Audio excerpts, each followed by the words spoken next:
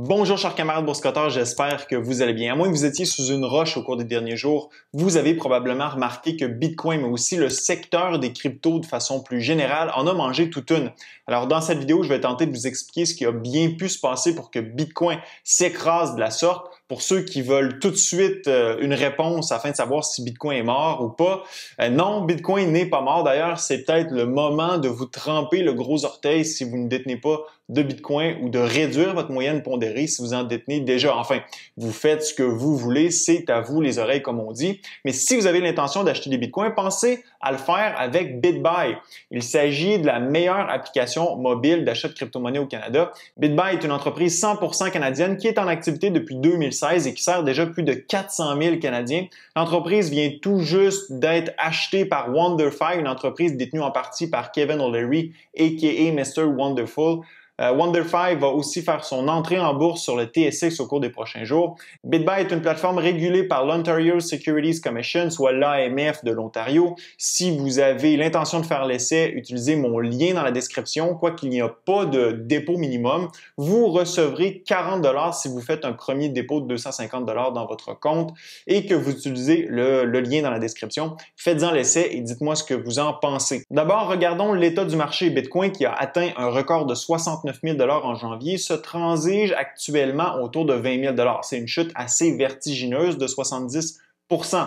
Du côté d'Ethereum, après un sommet tout près des 5 000 $ américains en janvier, Ether se transige autour de 1 000 $, ce qui représente une baisse de 80 %.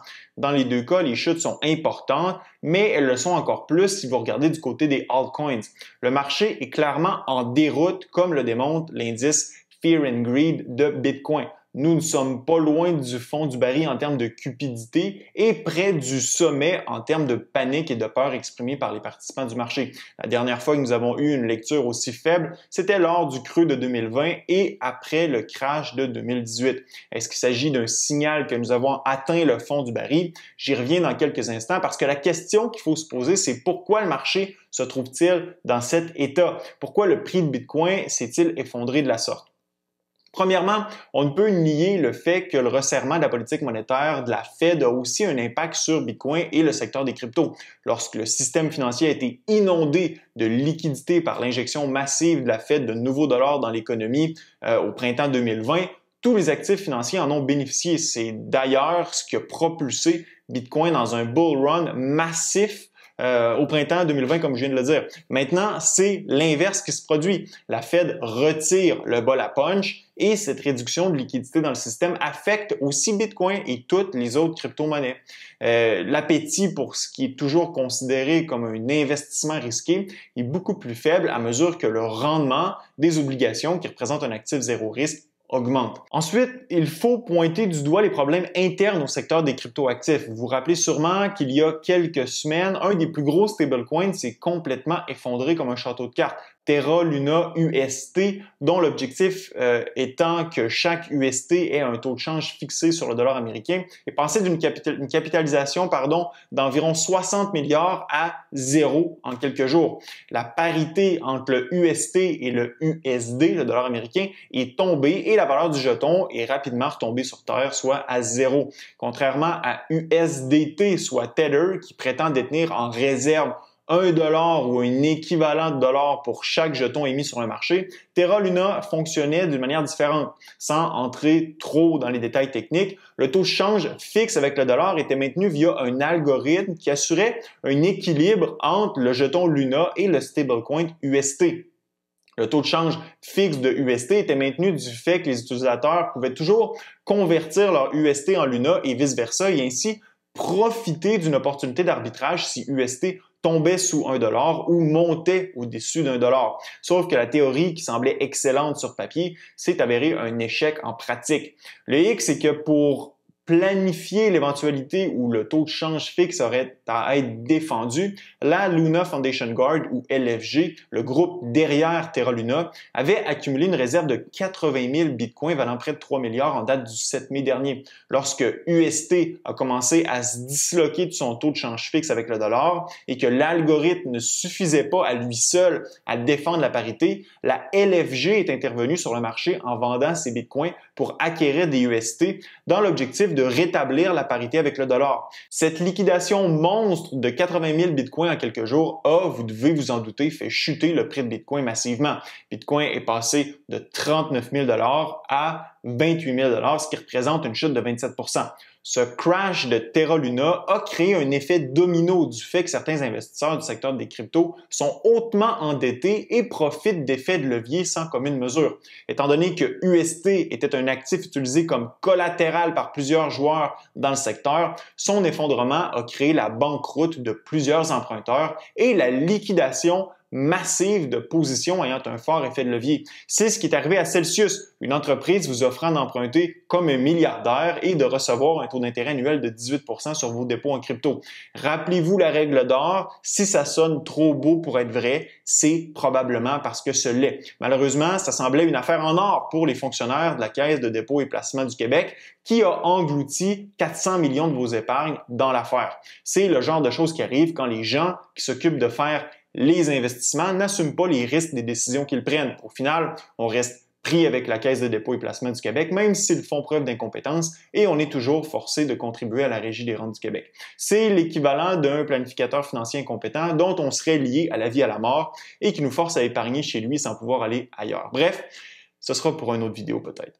La question est comment Celsius pouvait-elle verser un rendement annuel de 18 % sur les dépôts de crypto faits chez l'entreprise? Pour réaliser un rendement aussi important, Celsius utilisait le Anchor Protocol de Terra Luna UST. Pour mousser l'adoption de son stablecoin UST, Terra Luna offrait un rendement de 20 % aux investisseurs qui déposaient dans le Anchor Protocol leur UST afin de les offrir à des emprunteurs qui pouvaient emprunter à un taux d'intérêt autour de 12 %. La différence entre le rendement des dépôts et le taux d'intérêt sur les emprunts était subventionné par la Luna Foundation Guard. C'est un système fondamentalement défaillant où l'on tentait d'acheter la loyauté des utilisateurs envers UST. Par contre, quand le rendement d'Anchor Protocol est passé de 20 % à 18 %, certains gros joueurs ont commencé à retirer leurs billes. La parité de UST avec le dollar s'est effritée progressivement à mesure que d'autres investisseurs sortaient d'UST jusqu'à ce que la spirale de la mort consume totalement Terra Luna UST. Donc, pour Celsius, qui utilisait ce protocole pour générer le rendement sur les fonds de ses déposants, l'écrasement de Terra Luna a représenté une perte massive de capital. Des fonds de ses déposants. En plus de tout ça, Celsius avait aussi une importante position de 400 millions dans Staked ETH, un dérivé d'Ethereum opéré par Lido Finance, permettant aux détenteurs de Ethereum de mettre en dépôt leurs jetons en vue du merge vers le système de validation Proof of Stake, tout en conservant un jeton liquide pouvant être échangé, soit le Staked ETH. Théoriquement, chaque Staked ETH vaut un ETH, compte tenu qu'ils pourront être rééchangés contre du Ether une fois que le merge sera complété. Le truc, c'est que la parité entre Staked ETH et ETH s'est disloquée elle aussi. Tout ça a causé de la panique au sein des utilisateurs de Celsius, voyant les pertes encourues par l'entreprise, et ils se sont rués sur leur banque numérique pour retirer leurs fonds. Résultat, Celsius a stoppé les retraits pour éviter un effondrement total de l'entreprise. Tenez-vous-le pour dit, si vous ne détenez pas vos clés privées, ce ne sont pas vos cryptos. Depuis, la contagion s'est répandue du côté du fonds d'investissement Three Arrows Capital qui s'est fait liquider et vers Voyager Digital et BlockFi qui ont tous deux reçu des prêts d'une entreprise appartenant au patron de FTX afin d'éviter la banqueroute.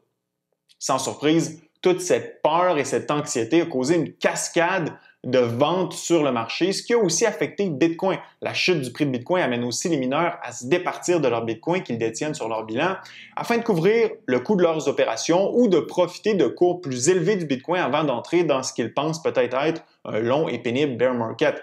Tout ça participe à déprécier davantage le prix de Bitcoin. Maintenant, est-ce que Bitcoin est mort ou est-il en voie de mourir? Pas du tout. Le hash rate se maintient toujours à des niveaux records, ce qui démontre que le réseau est toujours bien vivant et plus fort que jamais. Par ailleurs, il ne faut pas oublier que Bitcoin est rythmé selon des cycles qui durent environ 4 ans et qui correspondent avec les halvings. Nous sommes actuellement dans le 4e cycle et Bitcoin se comporte comme il l'a fait lors des 3 derniers cycles. Le prix monte en flèche puis s'effondre à un niveau correspondant plus ou moins au sommet du cycle précédent. À chaque fois que le prix de Bitcoin s'effondre, il le fait de façon magistrale et à chaque fois, on annonce la mort de Bitcoin. Pourtant, à chaque fois, il renaît de ses cendres. Le prix de Bitcoin a connu des baisses de 60, 70, 80 et même 90% par le passé. Étant actuellement en baisse de 70% depuis son sommet, tous ceux qui sont dans Bitcoin depuis 1 ou 2 cycles sont en territoire connu. Plusieurs s'amusent à rire de Bitcoin ou de ses détenteurs du fait qu'il a chuté de façon importante et critiquent la volatilité de Bitcoin au passage. Par contre, Bitcoin n'est pas plus volatile que Meta en baisse de 60%, Netflix en baisse de 74%, Shopify en baisse de 80% ou même Amazon qui est en baisse quand même de 41%. On ne parle pas de penny stocks, mais bien de compagnies ayant des capitalisations boursières de centaines de milliards qui présentent un niveau de volatilité similaire à Bitcoin.